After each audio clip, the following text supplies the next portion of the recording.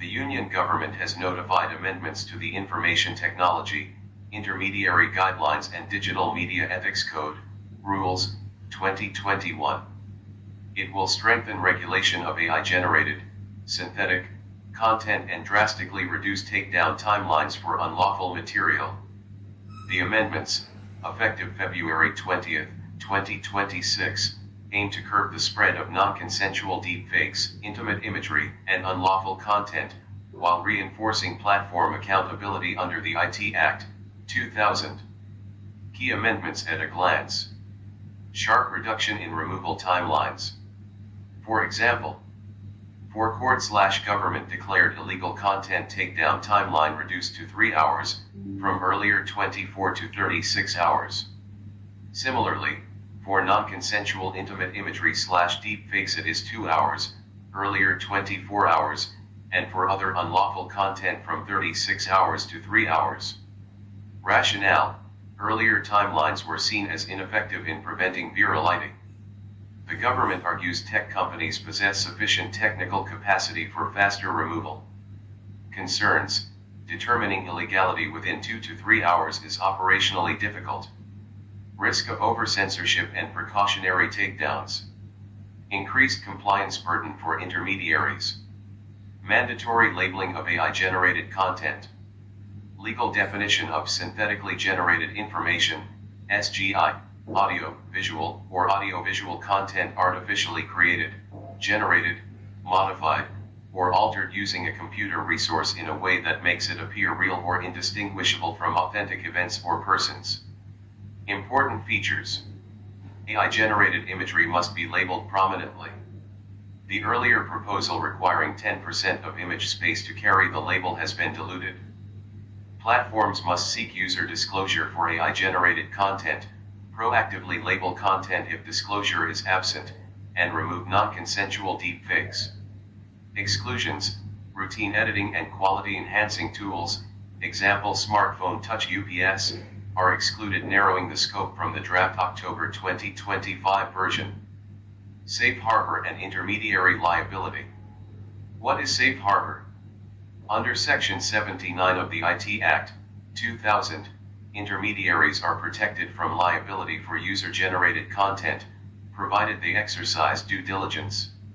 Amendment impact.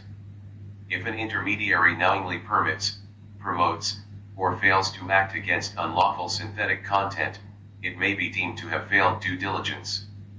This may result in loss of safe harbor protection, significantly increasing regulatory pressure on platforms. Administrative changes. The amendment partially rolls back an earlier rule that limited states to appointing only one officer for issuing takedown orders. Now, states can designate multiple authorized officers, addressing administrative needs of populous states. Trigger events: the global deepfake crisis. The urgency follows global controversies, including AI platforms generating non-consensual intimate images of women. Such incidents raise privacy concerns, gender dignity issues, pose threats to democratic discourse, and misrepresents real-world events. This places the reform within a broader international debate on AI governance and platform accountability. Governance and constitutional dimensions. Article 19, 1a. Freedom of speech. Overbroad or rushed takedowns may chill legitimate expression. Short timelines increase risk of defensive over-removal. Article 21. Right to privacy and dignity. Faster removal of non-consensual deepfakes strengthens protection of individual dignity. Federal implications. Allowing multiple state officers enhances decentralized enforcement. Key challenges. Determining illegality within 2 to 3 hours, legal ambiguity, law enforcement communications may lack clarity. Risk of over-censorship, platforms may make mistakes on the side of removal, could undermine free speech and digital innovation. Compliance burden on big tech, real-time moderation requires high-end AI tools and human review. Smaller platforms may struggle disproportionately. Verification mechanisms, ensuring authenticity of user declarations. Deploying reasonable technical measures without privacy violations. Way forward. clearer illegality standards, develop structured guidance for platforms, and standardized digital takedown protocols. Independent oversight mechanism, appellate or review authority to check arbitrary takedowns. Strengthening AI detection tools, promote indigenous AI detection systems under India's AI.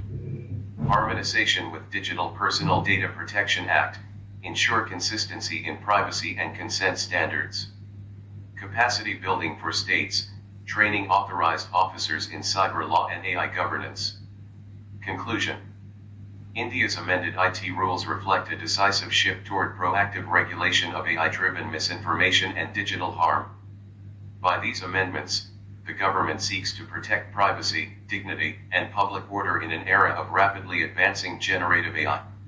However, the reform also raises critical concerns. So, the long-term success of this framework will depend on calibrated enforcement, technological readiness, and institutional safeguards against overreach.